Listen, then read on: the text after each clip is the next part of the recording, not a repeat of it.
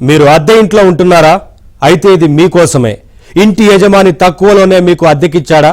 అయితే కాస్త ఆలోచించాల్సిందే. ఎందుకంటే భాగ్యనగరంలో ఓ ఇంటి యజమాని చేసిన పనికి మాలిన పనికి అద్దె ఇళ్లలో భద్రతను మరోసారి ప్రశ్నార్థకం చేస్తోంది.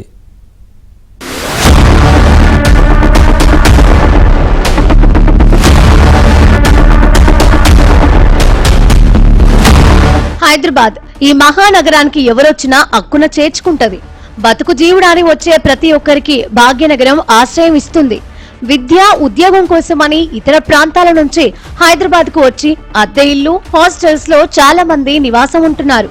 అయితే ఓ ఇంటి ఓనర్ నిర్వాకంతో అద్దె ఇళ్లలో భద్రతపై అనుమానాలు వస్తున్నాయి.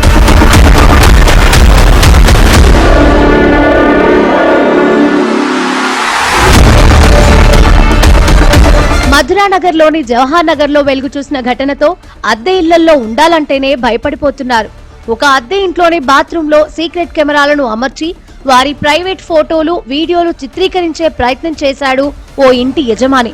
ఇది గమనించిన బాధిత కుటుంబ సభ్యులు పోలీసులకు ఫిర్యాదు చేయడంతో విషయం వెలుగులోకి వచ్చింది. జవహర్ నగర్ లోని అశోక్ యాదవ్ ఇంట్లో ప్రైవేటు ఉద్యోగం చేస్తోన్న ఓ జంట అద్దెకు ఉంటుంది. అయితే ఈ నెల 4న వాళ్ళ ఇంట్లోని బాత్రూమ్ బల్బు పనిచేయకపోవడంతో ఇంటి యజమానికి ఆ విషయం చెప్పారు. దీంతో యజమాని ఓ ఎలక్ట్రీషియన్ ను పిలిపించి కొత్త బల్బును పెట్టించాడు. అప్పుడు బల్బుతో పాటు దానిలో సీక్రెట్ కెమెరా కూడా ఏర్పాటు చేయించాడు. దీంతో ఆ ఇంట్లో ఉంటున్న వివాహిత స్నానం చేస్తోన్న దృశ్యాలను చిత్రీకరించాడు.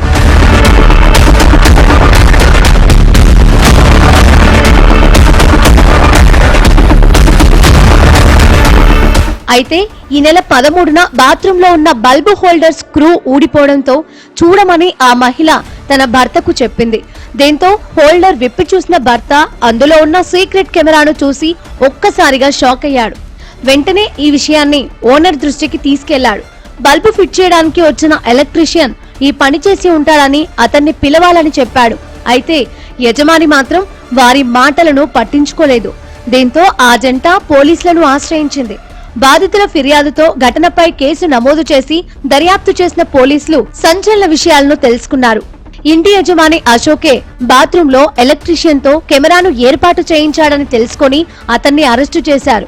ఇక ఎలక్ట్రీషియన్ చింటూ పరారీలో ఉన్నట్లు తెలుసుకొని అతడి కోసం గాలింపు చర్యలు చేపట్టినట్లు పోలీసులు తెలిపారు. అయితే ఇప్పటి వరకు హాస్టల్స్, హోటల్స్ లో మాత్రమే ఇలాంటి ఘటనలు వెలుగు చూడగా ఇప్పుడు అద్దె ఇళ్లలో కూడా జనాలకు రక్షణ లేదనే అనుమానాలు వ్యక్తమవుతున్నాయి.